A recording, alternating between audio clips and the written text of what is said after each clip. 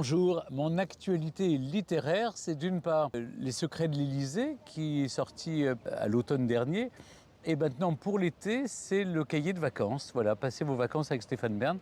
Eh bien, vous pouvez réviser l'histoire avec moi. C'est ludique, c'est pour toute la famille et c'est plutôt sympathique.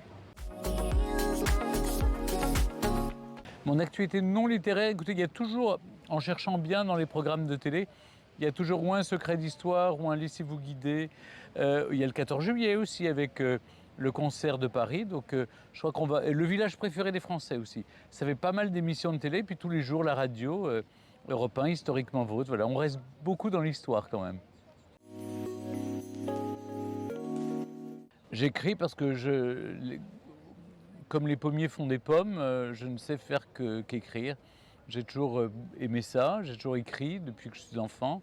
J'aime l'écriture, j'aime la lecture et j'ai envie de partager mes passions avec le public. Et la meilleure façon, c'est peut-être d'écrire.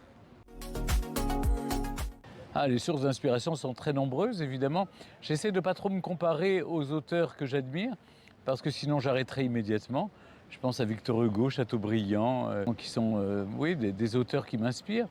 Mais au fond, je suis très inspiré par l'histoire, parce que les récits historiques m'ont toujours passionné. Alexandre Dumas, et j'ai toujours eu envie de raconter l'histoire et de l'écrire. Moi, j'écris dès que je peux, c'est-à-dire j'ai des journées assez chargées entre la radio, la télé, etc. Donc j'écris le week-end, j'écris dans les avions, dans les trains, dès que j'ai toujours mon ordinateur avec moi et dès que je peux, j'écris. Mais c'est vrai que écrire des documents, c'est assez facile parce que, au fond, ou des essais, vous le faites entre deux, mais un roman, c'est plus compliqué parce que ça demande une piste d'envol beaucoup plus longue. Donc ça, je l'écris l'été quand je suis en vacances.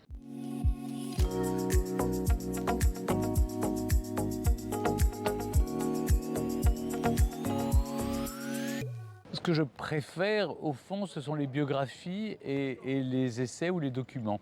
Mais bon, le roman permet aussi de raconter autre chose, et ça permet d'avoir plusieurs vies et puis d'imaginer. Vous savez, dans l'histoire, il y a toujours des périodes où vous manquez d'informations.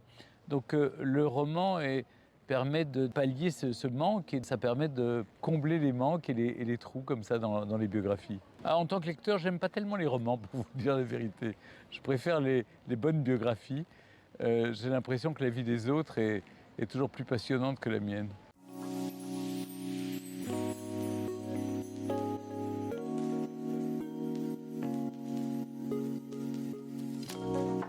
Le rapport lecteur, c'est un rapport très chaleureux parce que j'aime bien les lecteurs parce qu'au fond, ils vous demandent d'abord de signer des livres et non pas de faire des photos.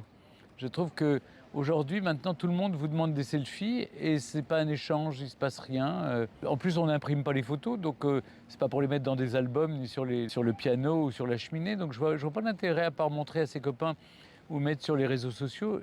Franchement, j'ai du mal à comprendre l'importance des selfies. Donc le rapport avec les lecteurs, ce sont des gens qui lisent, qui aiment les livres, qui ont des passions en commun avec vous. Et là, ça devient un échange plus intéressant que simplement, voilà, j'aimerais faire une photo avec vous, même si je ne refuse jamais une photo, évidemment. Mais c'est plus intéressant, disons.